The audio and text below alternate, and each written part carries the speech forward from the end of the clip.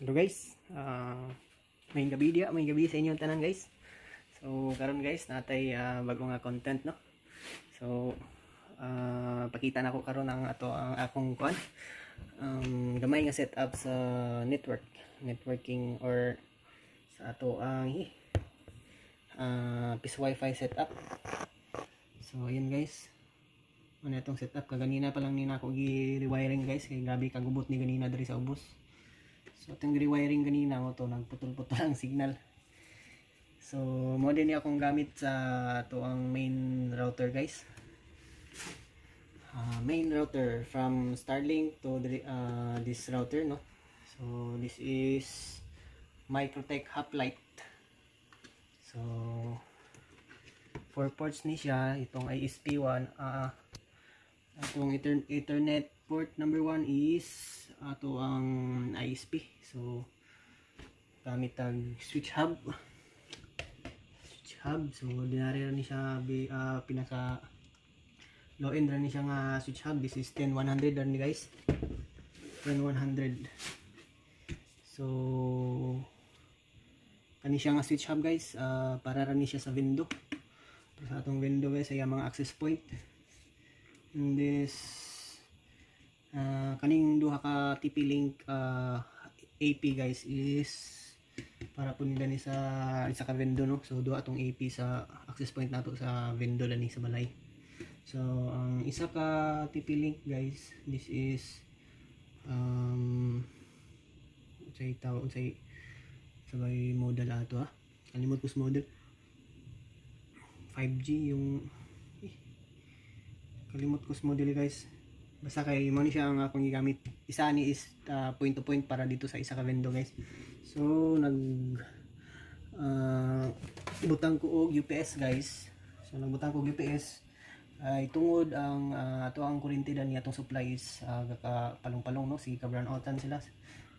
Brown out ra ba kay dili ingon nga cut diretso no. So napoy times nga mo kuan siya mo ramp down pa ba mo kirap pa. So butangan ako siya og UPS backup power siya, backup power para dili po siya dito mapalong no. Pero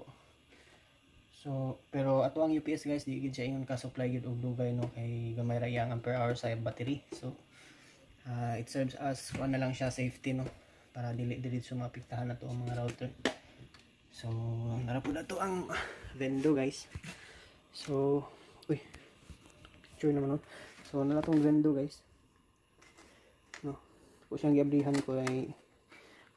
guys. So may pay sulod no, may pay sulod guys, mga 5 days pa yata ni. So ako siyang giabrihan kay pulihan ako yung suga no, yung coin LED. So ako siyang ibutangan og ito yung LED, moving LED kibali or LED blink niya, basta kay blink mo na siya. So wala na guys, bago lang ganyan ako siya rewiring kay grabe kagubot liman ka na pay sobra nga wire. So kani siya nga sobra ganina is dari ni siya kakatag no, katag kani siya ganina. So pang rewiring kani pilit na ako dari sa plywood. So ano siya. So itong setup. So base na yung mga ganahan magpa-setup or gusto ani nga mga device pod no. So magbutang ako anig link pohon sa akong Facebook at ora ni i-post ani nga mga model. So dili wala ko gibayaran ani nga brand. Based sa akong experience lang is sulit yang presyo guys, sulit. Barato ra siya no. Sulit. So ano siya, di man siya ingon nga gigabit switch hub, pero sa isa lang ka window guys, goods ra gyapon siya. So yung gidalaan is isa lang ka window no, switch hub. So multiple EP, duha ka EP sa isa ka window.